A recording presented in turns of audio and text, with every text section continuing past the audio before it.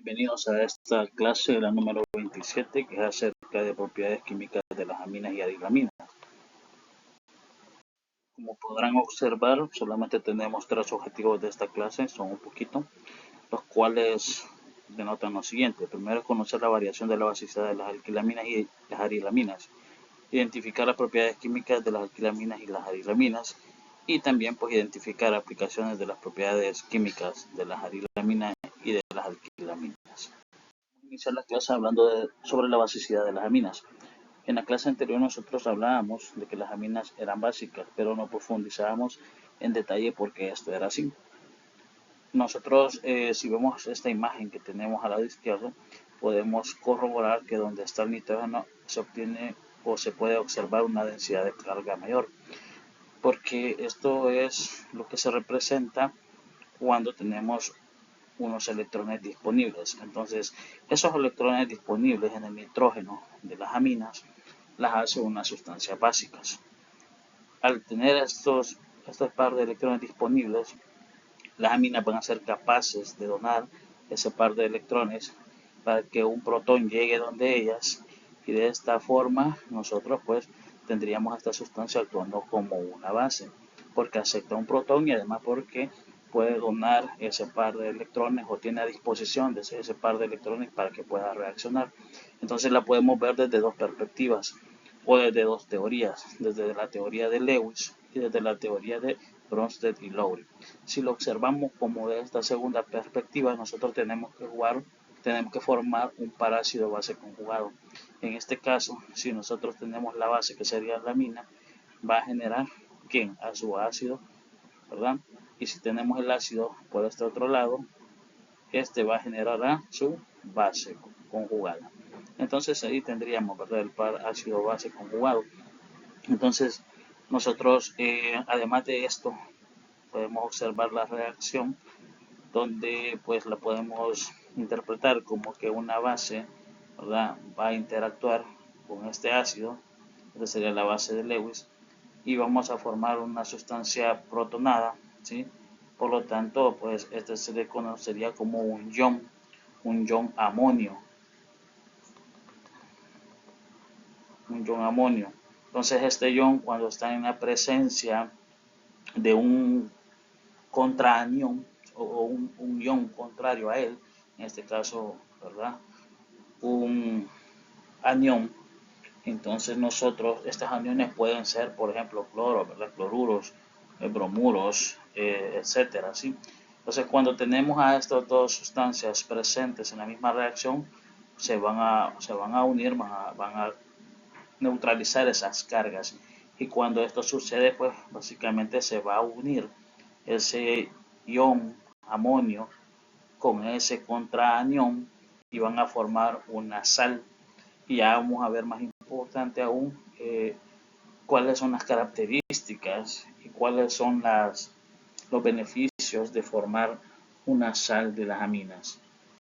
En esta lámina nosotros vamos a hablar acerca de la solubilidad de las aminas y más que todo de las características de cuando estas son solubles en agua, cómo se comportan o por qué forman una solución básica.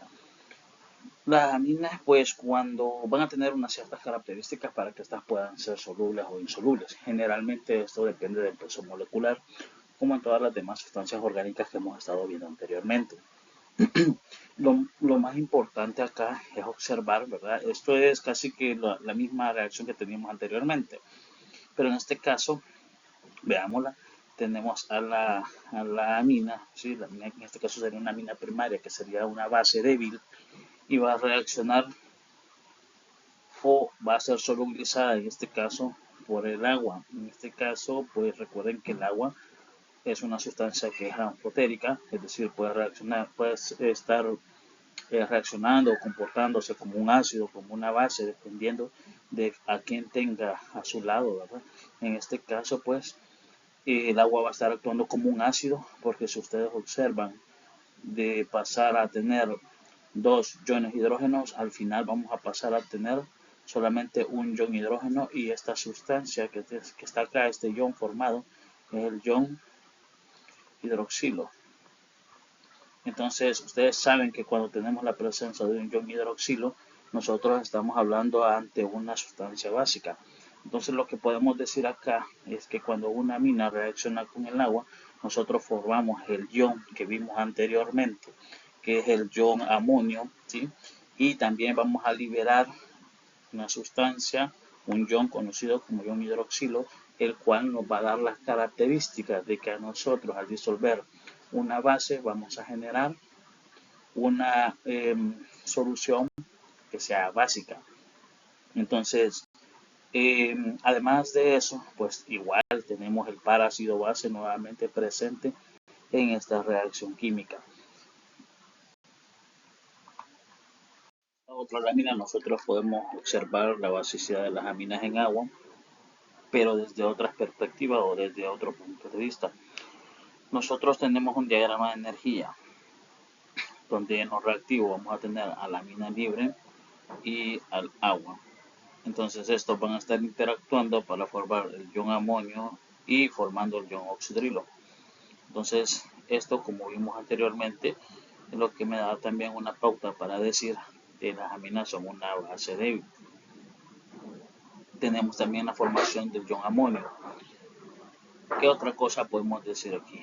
Bueno, una reacción química de este tipo, cuando nosotros tenemos mayor energía en los productos que en los reactivos, significa que aquellas sustancias o aquellos que tengan menor cantidad de energía van a ser los más estables.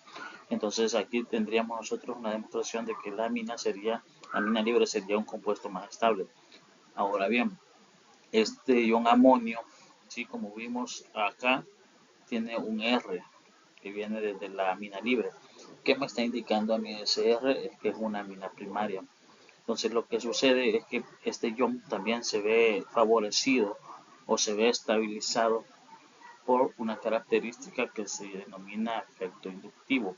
Es decir, que el grupo R le va a estar donando densidad electrónica al nitrógeno. Y esto va a hacer que esté interactuando con la carga positiva y por lo tanto tenga una estabilidad. Entonces esto me va a estar dando una característica de que este ion amonio esté estabilizado por ese efecto inductivo. Vamos a observar las características que afectan la basicidad de las aminas desde, en este caso, la perspectiva de las aminas sustituidas y el amoníaco. Vamos a observar en esta imagen que tenemos acá que la primera reacción química que me aparece es la del amoníaco más agua para formar el ion amonio. Y la respectiva generación del ion hidroxilo a partir del agua. Entonces es básicamente la misma reacción que hemos estado viendo anteriormente. Ahora algo nuevo que aparece por acá es el pKb, que es una constante de basicidad. Es similar a la constante de acidez, pero en este caso me va a estar indicando un valor más bajo de una pKb, que es una base más fuerte. Sí, entonces el valor del pKb proveniente de la reacción del amonio que genera amoníaco va a producir un valor de 4.74. Si nosotros comparamos este pKb con el de abajo, vamos a observar que el de abajo es más bajo. Por lo consiguiente, es una base más fuerte esta amina primaria con respecto al ion amonio. ¿Sí? Entonces, esta amina primaria, observen, solo tiene un grupo R unido al nitrógeno directamente, está disociándose en agua, está generando una reacción, la cual a mí me va a estar produciendo las mismas especies que la anterior, ¿verdad? En este caso, pues tendríamos la amina protonada y pues el ion hidroxilo. Ahora bien, ¿por qué se da la diferencia entre un pKb, ¿sí?, producido por ion amonio y otro por el pKb de la amina primaria? Esto está relacionado con esta imagen que vemos en el centro. Observen, aquí vemos una flecha que a mí me va a estar indicando que este grupo R, que es el metilo, va a estar entregando una carga negativa o va a estar entregando densidad eléctrica al nitrógeno. Y esto, pues al final, hace que este ion sea más estable. Por lo tanto, pues el pKb va a estar más bajo en este. Eso me va a estar indicando que esta es una base más fuerte, ¿sí? Ahora bien, esta tendencia nosotros la esperaríamos para una mina que sea primaria, una mina secundaria y para una mina terciaria. Es decir, entre más grupos sustituyentes tenga, yo esperaría que la base fuera más fuerte. Veamos si esto es cierto. Entonces por acá teníamos al amoníaco, por acá tenemos a una mina primaria, por acá a la secundaria y por acá a la terciaria. Si ustedes observan los valores, si van disminuyendo de 4,7 a 3,4, a 3,3 y 4,2. Pero justamente acá entre la secundaria y la terciaria debería de disminuir, pero sin embargo hay un aumento. Esto me está indicando que no es como lo estábamos planteando desde un inicio, es decir, que la basicidad no va a aumentar directamente o va a estar relacionada directamente con el aumento de la cantidad de sustituyentes en una mina. Ahora, ¿por qué se explica esta variación? Esta variación se explica desde el hecho de que cuando yo tengo una mina que es primaria, el par de electrones estaría libre, ¿verdad? Porque es el que está reaccionando aceptando un protón. Si yo vengo y comienzo a agregar más R's a la estructura, estos R van a generar un impedimento que se llama impedimento estérico, o básicamente sería un impedimento de espacio donde el hidrógeno ya le costaría entrar más acá, y por eso es que se da esa variación de valores. Bien, ya vimos la variación que tiene lugar cuando nosotros tenemos a una mina mono sustituida, sustituida o tri sustituidas, como estas varían, y pues eso depende mucho, recuerden, de la disponibilidad, en este caso, de par de electrones que tiene el nitrógeno. Ahora bien, sucede básicamente lo mismo, ¿sí? Porque ese par de electrones disponibles son los que a mí me van a estar dando la pauta para aceptar un protón o no. Entonces, en las aminas aromáticas, pues estas van a tener una basicidad mucho mejor todavía que las sustancias que hemos visto anteriormente. Esto es debido a que ustedes pueden observar que en una amina aromática vamos a tener el efecto de resonancia. Esto me está indicando a mí que hay un movimiento de electrones que van a estabilizar a la molécula. Entonces observemos de esta amina aromática que se llama anilina, nosotros vamos a estar observando que este par de electrones va a bajar acá. ¿Sí? Al bajar acá, pues no pueden estar muy cerca por la cantidad de enlace que se forma, y este otro doble enlace se va a desplazar. Entonces ustedes lo ven, por acá estaría allá, y así sucesivamente se van moviendo, ¿verdad?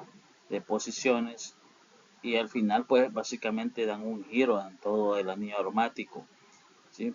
Entonces estos movimientos que a mí me van a estar generando las aminas aromáticas permite que este par de electrones no esté disponible en cualquier momento en el nitrógeno.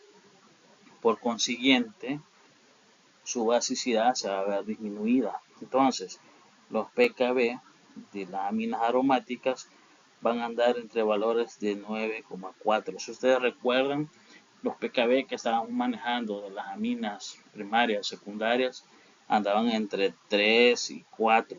Entonces vean la diferencia al pKb. Espérenme que aquí no me salió bien. pKb.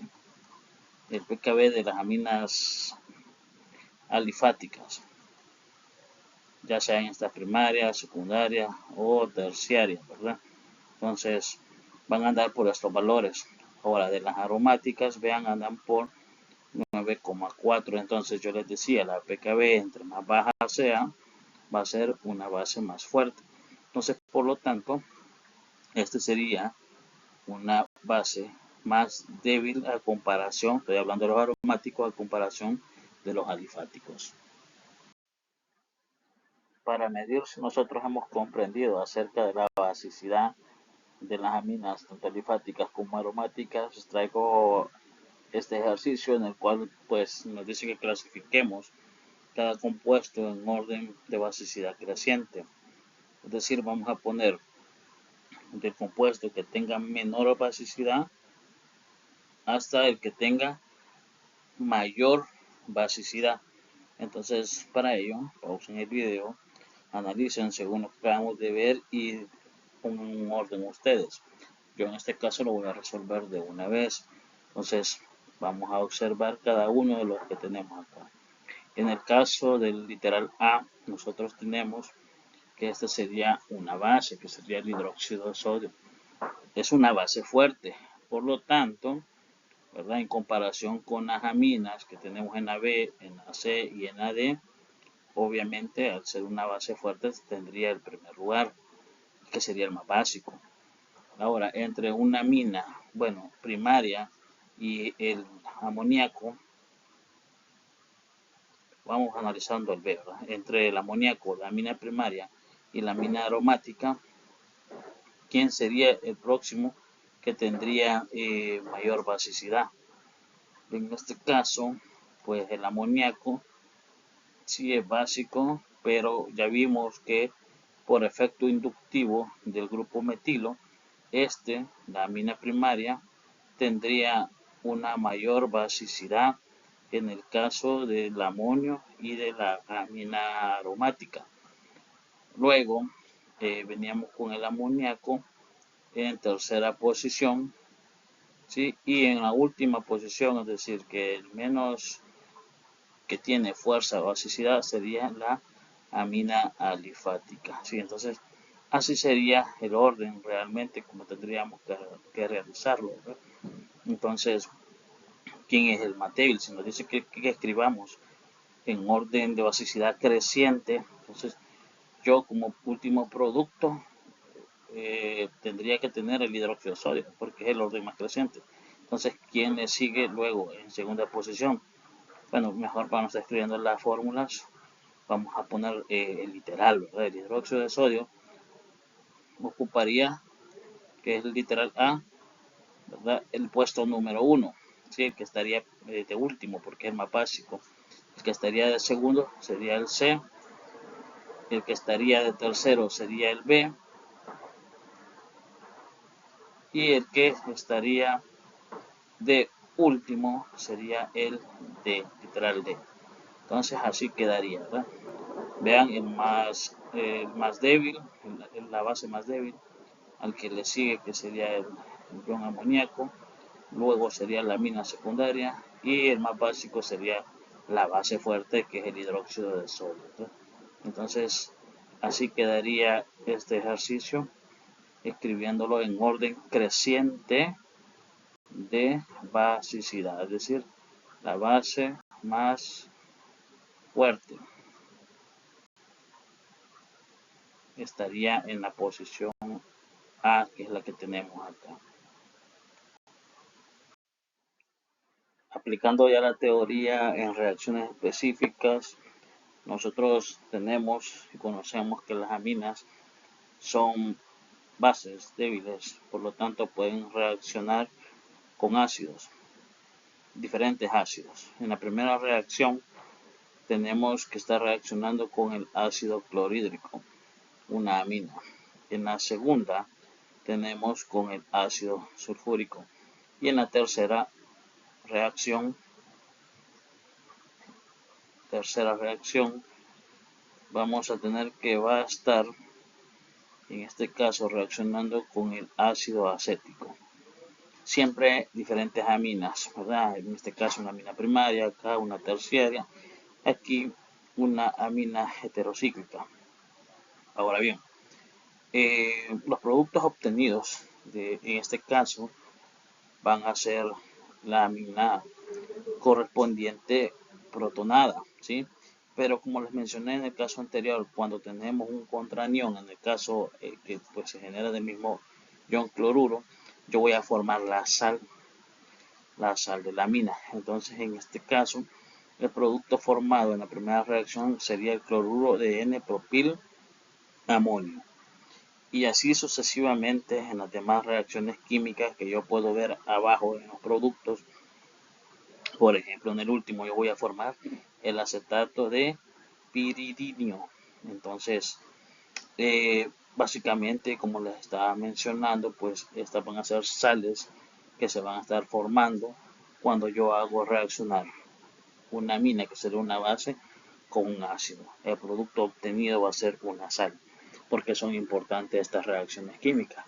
Estas reacciones químicas son importantes si lo vemos desde el punto de vista de la formación de fármacos. Muchos fármacos se obtienen a partir de grupos que tienen grupos funcionales, para la redundancia, aminas, y por lo consiguiente pues van a formar medicamentos. Ahora, lo importante de esto es que pues estos medicamentos, estas sales, van a tener una estabilidad, van a tener una mejor absorción y además van a ser solubles en agua, algo que no lo es la amina libre. Por ejemplo, la N-propilamina, ¿verdad? Puede ser una sustancia que si la mezclamos en agua, esto va a depender, como siempre les digo, de la cadena que tenga o de la masa molecular que tenga la amina.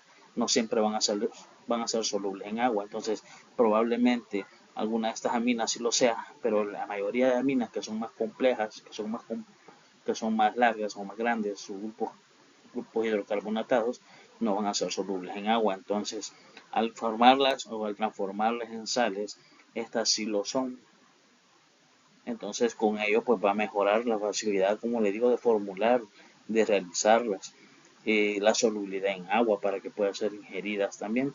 Entonces, esa sería básicamente la característica. Ahora bien, otra cosa importante, que si bien es cierto que les he mencionado que pues la estabilidad y la absorción a la hora del consumo de estas sales de amina va a verse mejorada, recordemos que pues la forma en la que las aminas sí, bueno, en este caso las aminas van a ser eh, o van a atravesar la membrana, va a ser aquellas que no van a estar ionizadas.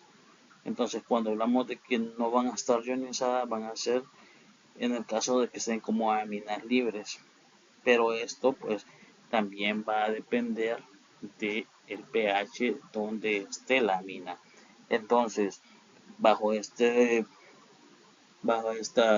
teoría, pues nosotros podemos decir que si bien es cierto que aumentamos, ¿verdad?, la facilidad de mantener una sal con respecto a sus características físicas, pues la absorción realmente va a depender del sitio donde llegue el medicamento y como éste se encuentre desprotonado o desprotonado.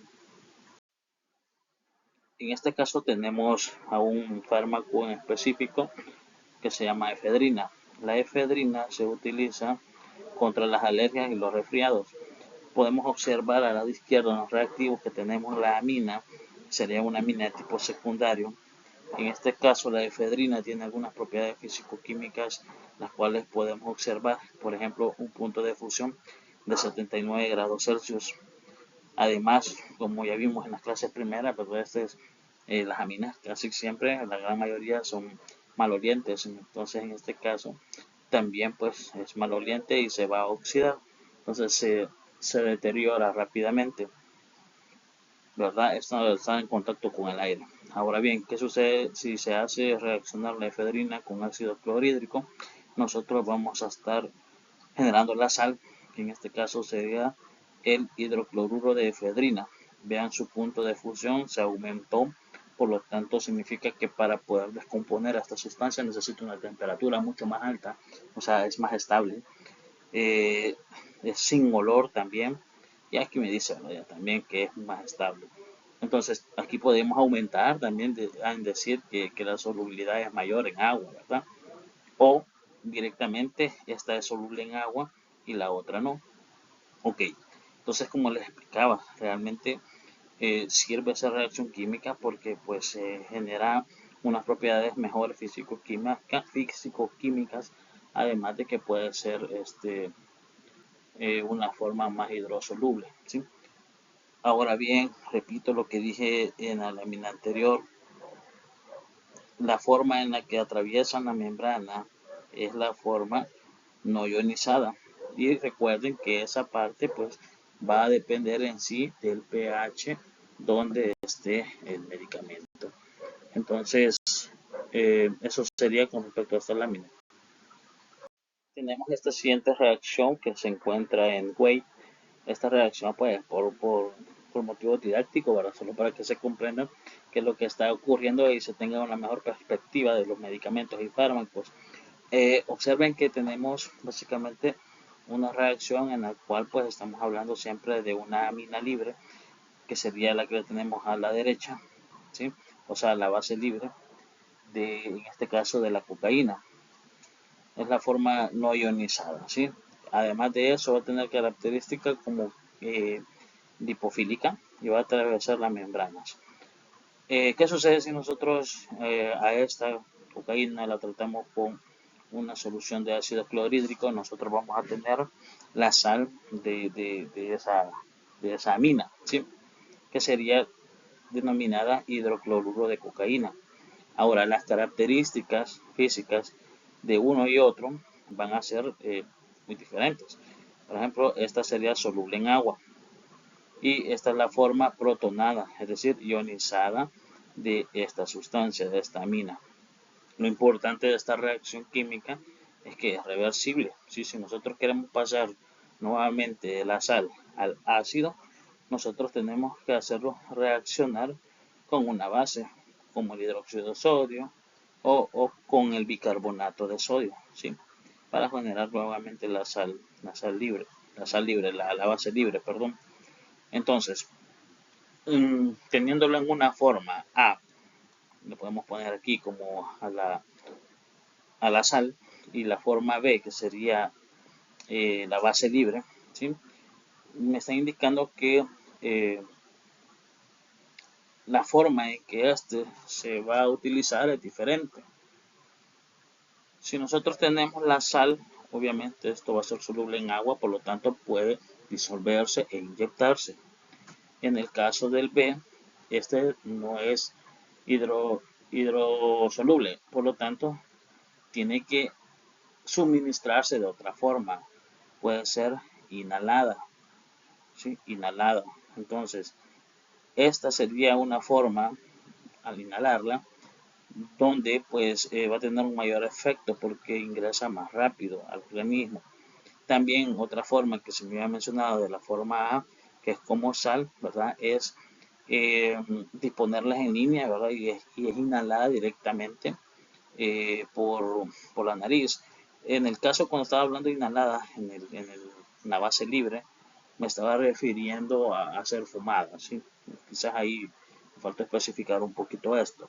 Entonces, repito, la forma en la que está en sal, que sería la A, puede ser eh, solubilizada en agua inyectada e inhalada por la nariz, ¿verdad? En forma de líneas. Y en la B, que es la forma libre, aquí sí puede ser fumada, ¿sí? Entonces, eso sería vean, solo para que ustedes vean la diferencia entre cómo se tiene que suministrar una sustancia cuando se tiene de una forma o cuando se tiene de otra. Ahora, obviamente, como los había mencionado en las láminas anteriores, esta amina o esta base libre va a ser menos estable, es decir, si se deja como tal, ¿verdad? Se va a arruinar más rápido, se va a oxidar. En cambio, la más estable pues sería la A, que es como su forma de sal. Entonces, como les mencionaba, todo esto es de forma didáctica, ¿verdad? Para que ustedes puedan entender y comprender cómo es que se va a ver afectada una amina, que es una base, al interactuar con un ácido, y que esa reacción también es reversible.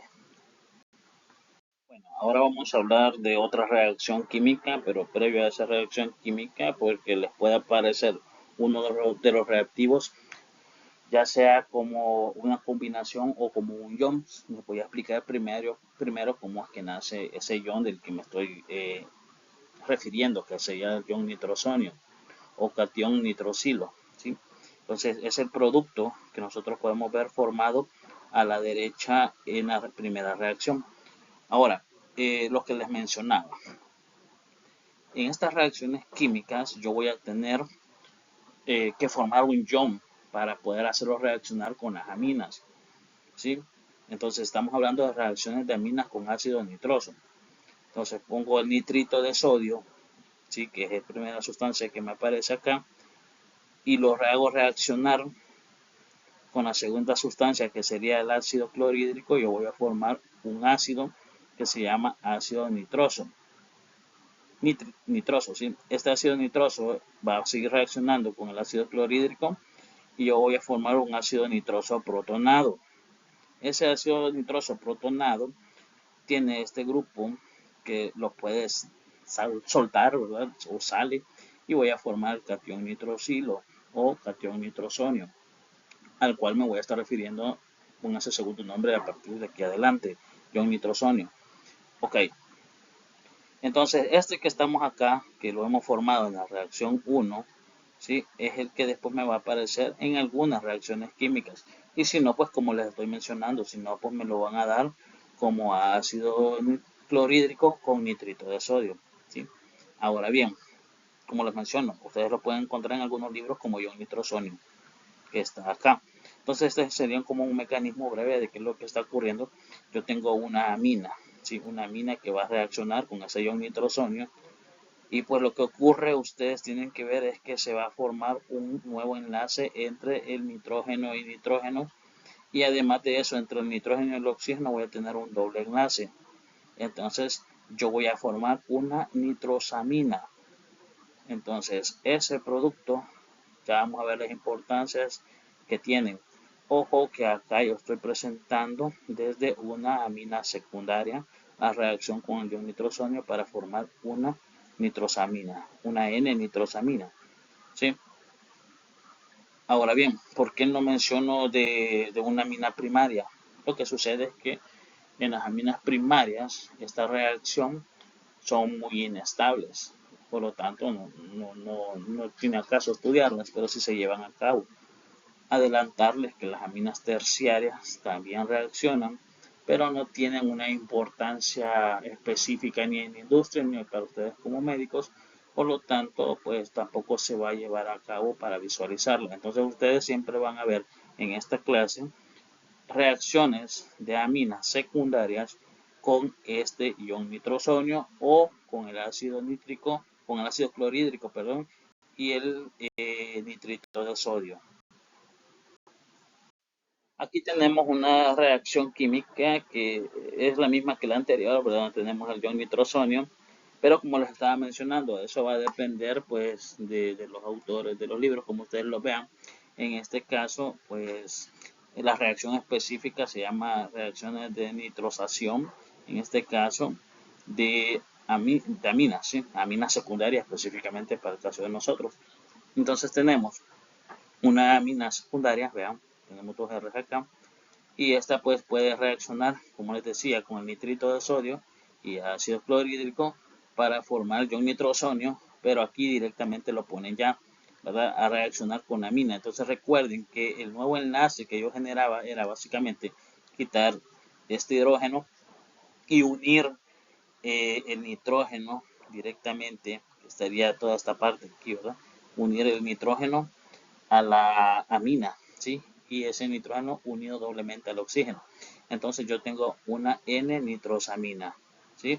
Son reacciones donde pues tienen una importancia médica porque generalmente estas sustancias N-nitrosaminas que se forman son cancerígenas, ¿sí?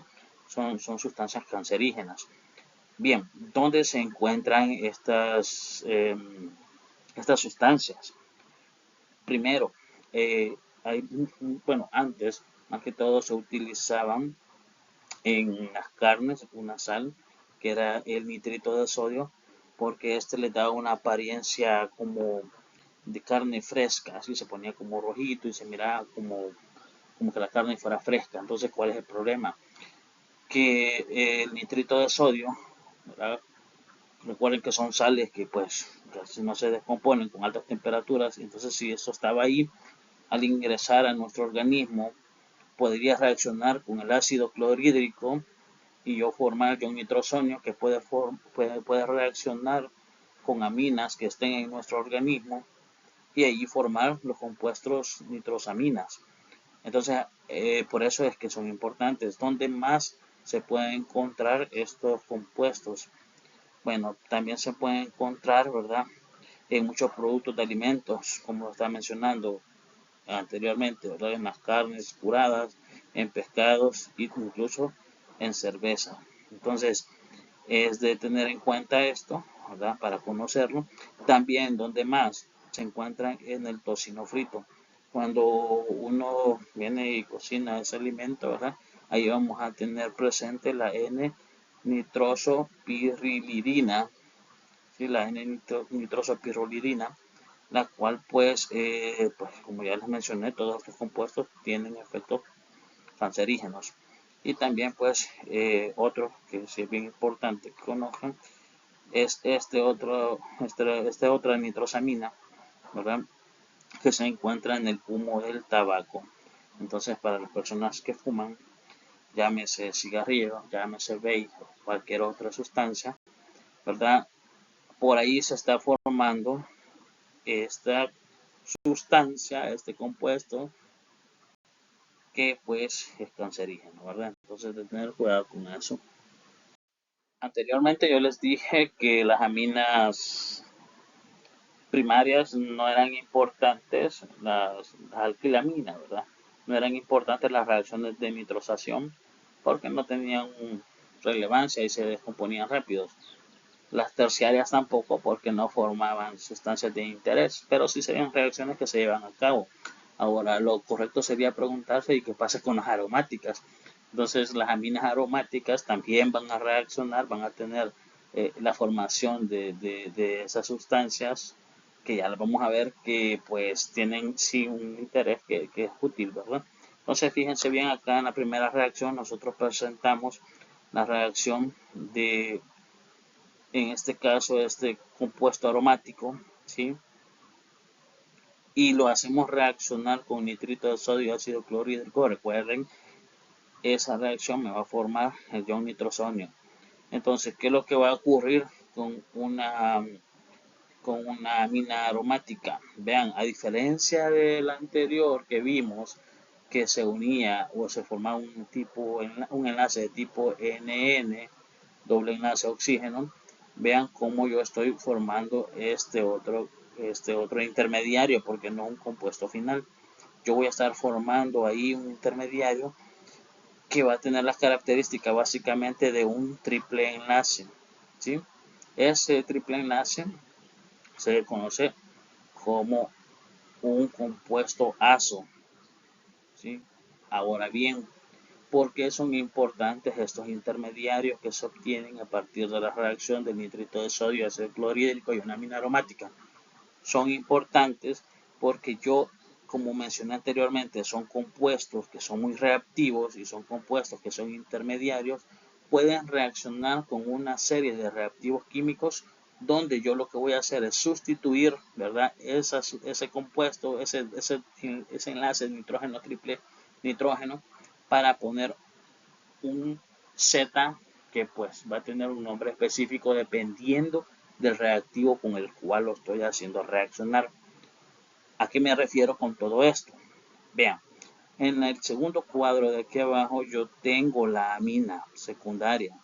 La diferencia de esta amina es que en esta no está sustituida. O sea, aquí tengo el grupo metilo, pero en esta no. Vean, el AR me está indicando que es un aromático y va a tener puesto ahí una amina. Entonces, ¿verdad? Sería la anilina, básicamente. Eso que está ahí es esto, ¿verdad? NH2, ¿sí? Esto que está acá. Vaya, entonces la anilina, y vean, acá se los ponen de otra forma, ¿sí? Que básicamente es el mismo ion nitrosonio, ¿verdad? Pero acá lo colocan de otra forma porque le hace falta un procedimiento, pero es el mismo, no se preocupen. Entonces, ¿qué va a ocurrir acá? Lo que va a ocurrir es que yo voy a obtener esta sustancia, vean, que sería básicamente esta misma de aquí, ese intermediario. Entonces, cuando yo hago reaccionar ese intermediario acá con varios reactivos, por ejemplo, agua, cloruro de cobre o incluso un anillo aromático, yo voy a obtener diferentes productos, y estos productos van a ser, por ejemplo, si es con agua y calentamiento, fenol, ¿sí? Si en este caso yo lo hago con, por ejemplo, ¿qué? Cloruro de cobre, ¿sí? Yo voy a obtener una, ¿qué? Una amina, no voy a tener una amina, voy a tener un aromático clorado, que en este caso sería aluros de arilo. Y si yo lo hago reaccionar con otro compuesto aromático, con el benceno, o sea, estoy hablando de esto, ¿verdad? De esto. Estoy hablando del benceno. Entonces, si lo hago reaccionar con el benceno, yo voy a formar, vean, acá estaría el primer anillo aromático que viene de la anilina, y este sería el otro anillo aromático que viene del benceno, y voy a estar formando este triple enlace, doble enlace, perdón, entre nitrógeno y nitrógeno, y yo voy a formar estas sustancias que se conocen como colorantes azo. Esta reacción que tenemos en esta siguiente lámina es la misma que la anterior estábamos explicando. Simple y sencillamente es básicamente traída a cuenta para resaltar la importancia de la nitrosación de las arilaminas. Entonces, en este caso, pues como les estaba mencionando, ¿verdad? Las aminas aromáticas pueden reaccionar con nitrito de sodio y ácido clorhídrico para formar un azo compuesto, una sal de arildiazonio. Entonces, en este caso, esa sal de arildiazonio, si nosotros la hacíamos reaccionar, como lo estábamos viendo, con otro compuesto aromático que puede tener algún grupo R también ahí presente, ¿verdad? Que sea activante. Entonces nosotros vamos a formar este azo compuesto. Vean que en el azo compuesto tenemos que resaltar el compuesto, en este compuesto el doble enlace nitrógeno-nitrógeno. Ahora, estos azocompuestos tienen una importancia en la industria, el cual pues vamos a visualizar a continuación. Acá tenemos la representación de tres estructuras que, como ustedes pueden ver, pues son azocompuestos, es decir, aquí podemos ver la importancia de la reacción anterior.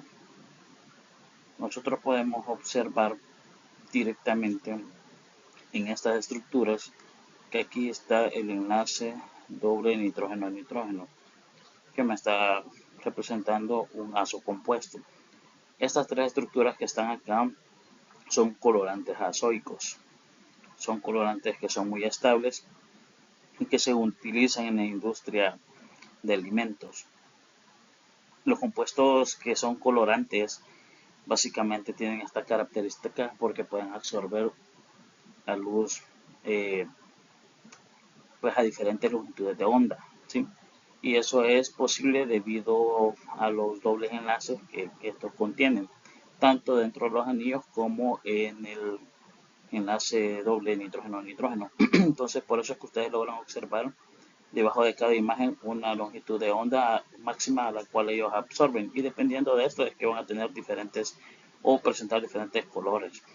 Y dentro de la industria, ustedes en los mismos frescos, en algunos jarabes, pueden encontrar estos colorantes. Sí, más que todo vienen no con su nombre, sino que con un número. Por ejemplo, lo pueden encontrar como colorante rojo número 40, colorante amarillo número 5 o colorante amarillo número 6. Estos colorantes, los tres, son utilizados obviamente para dar colores a alimentos, como les dije.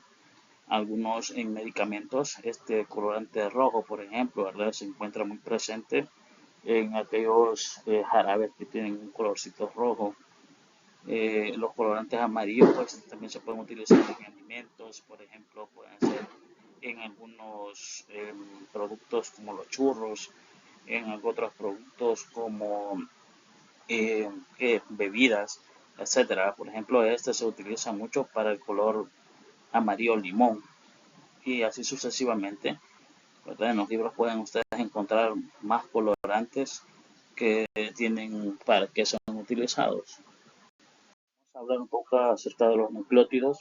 Los nucleótidos van a ser aquellos que están conformados por una base nitrogenada.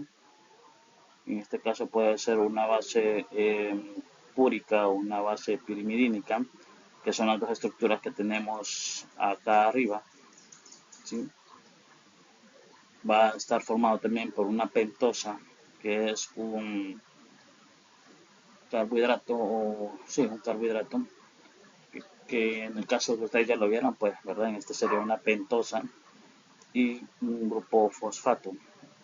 Entonces, en estas bases púricas que podemos tener acá en esta posición, ¿sí? Yo voy a tener que observar que en el caso de la purina, quien se va a estar uniendo directamente a la pentosa va a ser el nitrógeno que está en la posición 9, ¿sí? Y en el caso de la pirimidina, el nitrógeno que se une a la pentosa sería el nitrógeno en la posición 1. A la unión de la base púrica o pirimidínica con la pentosa se le conoce como enlace glicosídico. Entonces, básicamente estaríamos hablando del enlace que sale de ahí. Este sería un enlace glicosídico, ¿sí? Entonces, ese enlace glicosídico, como lo digo, pues puede estar la pirimidina o la purina. Asimismo, la pentosa puede ser una azúcar que esté eh, hidroxilada o deshidroxilada. Eso también lo vamos a ver un poquitín más adelante. Y el grupo fosfato, pues que nosotros lo vamos a tener en este otro extremo, en el carbono 5. Ahora, en este carbono 5, yo voy a tener el grupo fosfato. Entonces, el grupo unido, en este caso, este fosfato, que está unido acá había un hidroxilo, ¿verdad? En este carbono 5. Entonces, el enlace que forma ahí se llama enlace fosfoéster. Y esos serían básicamente los enlaces que forman, obvio de los que está formado un nucleótido. Recuerden que un nucleótido pues básicamente es como un ladrillo de construcción del ADN y del ARN. Eh, Son los encargados de transportar o de transmitir, mejor dicho, la información genética. Las bases nitrogenadas se pueden dividir en bases púricas y bases pirimidínicas. Dependiendo de estas, de cómo sean o de cuáles sean, las vamos a tener dentro del ADN y del ARN. Fíjense bien, en este caso, nosotros si hablamos de la purina, nosotros tenemos que verificar que va a tener un anillo de 5 miembros y un anillo de 6. Este anillo es el imidazol y este, si se fijan, es el mismo de aquí abajo, que es el pirimidina. Entonces, la purina está formada por esos dos anillos y dijimos que se unía en la posición 9, en el anillo del imidazol, cuando se unía a la azúcar, ¿verdad? A la pentosa. Entonces, de la purina nosotros tenemos que se divide en dos, que es la adenina y la guanina. La adenina está tanto en el ADN como en el ARN, así como la adenina y la guanina, ambas están en el ADN y ARN. Entonces, en el caso de la pirimidina, esta dijimos que se unía en la posición 1 a la pentosa. Entonces, aquí nosotros podemos tener tres subdivisiones. Tenemos la citosina, la timina y el uracilo. Entonces, estas sí van a depender, una se puede encontrar en el ADN y otra en el ARN y otra pues en ambas, ¿verdad? La citosina se encuentra tanto en el ADN como en el ARN. La timina solo está en el ADN y el uracilo solamente se encuentra en el ARN. En esta otra lámina nosotros podemos ya evidenciar lo que estábamos hablando desde anteriormente, ¿verdad? Que es cómo está conformado un nucleótido. Entonces, en un nucleótido dijimos que estaba la base nitrogenada, eh, la pentosa de 5 y los grupos fosfatos, ¿sí? Entonces dijimos que estas bases nitrogenadas pues podían subdividirse, ¿verdad? En otras. Entonces, por ejemplo, acá tendríamos las purinas, en estas dos primeras, y acá pues las pirimidinas. Y dependiendo de cuál tipo de pirimidina, ¿verdad? Así pues nosotros las podemos encontrar en el ADN o ARN específicamente. Ahora bien, eh, hablábamos también del tipo de enlace que se da, ¿verdad? Que sería el enlace beta glicosídico y del enlace fosfoéster. Otra cosa que se me había olvidado mencionarlos es que en el carbono 3, que sería este, tenemos el grupo hidroxilo, y este grupo hidroxilo es donde se une a otro nucleótido. ¿Sí? Entonces la unión de nucleótidos, como lo mencionaba, pues eso es lo que va a conformar una hebra del ADN. Entonces esto cuando se forma, cuando se une aquí, ¿verdad? A otro grupo fosfato, entonces ahí nosotros formamos el enlace fosfo diéster porque se van a estar uniendo en dos extremos. Ahora bien, otra cosa que tenemos que ver es que en el carbono 2 puede estar como hidroxilo o sin hidroxilo. Si ustedes ven de esta estructura que estoy señalando ahorita, acá no tiene en la posición 2 el hidroxilo y aquí sí lo tiene, ¿verdad? Entonces este sería el ácido desoxirribonucleico, que es el ADN, y el otro sería el ribonucleico, que es el ARN. Entonces, esa es otra de las características que también había olvidado mencionar anteriormente. Y lo más importante que sí tendría que identificar es que la diferencia entre un nucleótido es que este va a tener esos tres componentes de los que hemos hablado normalmente, y un nucleósido va a ser aquel que va a estar conformado solo por la base nitrogenada y la pentosa, que sería básicamente lo que sale aquí en el recuadrito de color medio naranjado, ¿verdad? Entonces, esas serían las cosas que ustedes tendrían que aprender de esta lámina.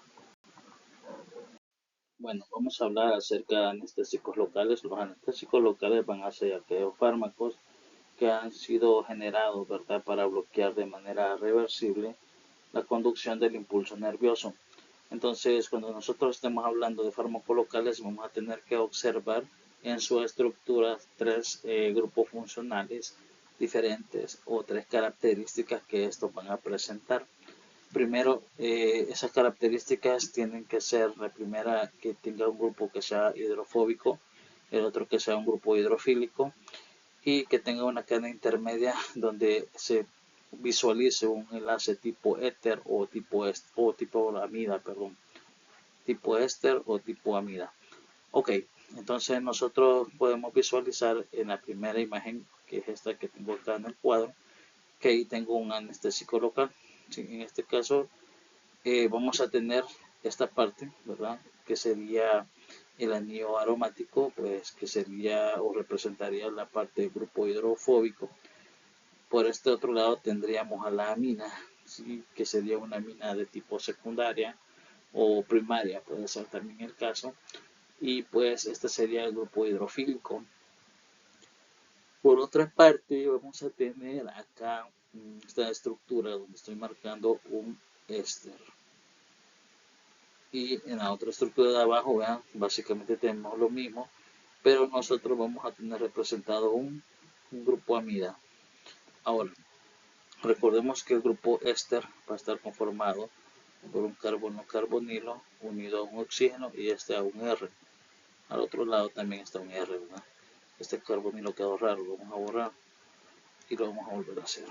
Ok, este sería un éster, ¿sí? Carbono carbonilo unido al oxígeno. En el caso de las amidas va a ser muy similar. ¿Sí? Nosotros vamos a tener un R, un carbono carbonilo, pero aquí vamos a tener el NH2. Entonces esto sería básicamente un grupo amida, ¿sí? Un grupo carbono carbonilo unido directamente a la amina. Las amidas pueden ser ya sea primarias, secundarias, ¿verdad? También terciarias. Entonces en este caso nosotros pues tenemos que percatarnos de poder identificar la estructura de este tipo de anestésicos locales. En esta lámina nosotros vamos a hablar acerca de 4 anestésicos locales, los cuales pues vamos a identificar para qué se utilizan, así mismo como a qué tipo pertenecen, si es a un tipo amídico o a un tipo éster. Entonces vamos a la primera. En este caso, la primera sería, ¿verdad?, la lidocaína. En este caso estamos ante un anestésico de tipo amida. Vean, por acá está la amida. Y pues este es de utilización amplia, así tiene un amplio espectro donde se puede utilizar. Luego vamos con la prilocaína. En este caso la prilocaína, vean, también es de tipo amida. Es de tipo amida. Y pues en este caso esta se utiliza en oftalmología más que todo. Vamos con la tercera, que en este caso sería la benzocaína. Esta benzocaína pues es de tipo, ¿qué? De tipo éster. Es de tipo éster y pues nosotros vamos a tener que esta benzocaína más que todo se utiliza para cuestiones tópicas tipo spray. Y vamos a tener la tetracaína, que sería el último, que sería el cuarto. Este pues se utiliza más que todo en anestésicos que son oftalmológicos y podemos ver que es de tipo éter. Bien, entonces vamos a identificar en una, por ejemplo puede ser en la primera, los tipos de subdivisiones que vimos, ¿sí? Esta parte sería la hidrofílica, esta sería la hidrofóbica y la que habíamos marcado pues sería la parte que me está indicando si es una amida o un éster. En el caso de las amidas, estas van a tender a metabolizarse, ¿verdad?, en el hígado, ¿sí? Y además de esto, pues este va a tener un efecto que va a ser a largo plazo, es decir, van a durar más. En el caso de los ésteres, se van a metabolizar en el plasma por las esterasas y esto va a ser de una metabolización más rápida, ¿sí? Son de efectos más cortos. Ok, esto sería todo con respecto a las aminas, solo resta visualizar las referencias bibliográficas. Pues esto sería todo por el momento con respecto a las aminas. Por aquí les quedan las referencias bibliográficas para que ustedes puedan ir a revisar cada una de ellas y pues leer detenidamente. Ante cualquier consulta, pues recuerden que siempre vamos a estar ahí disponibles. Pasen feliz día.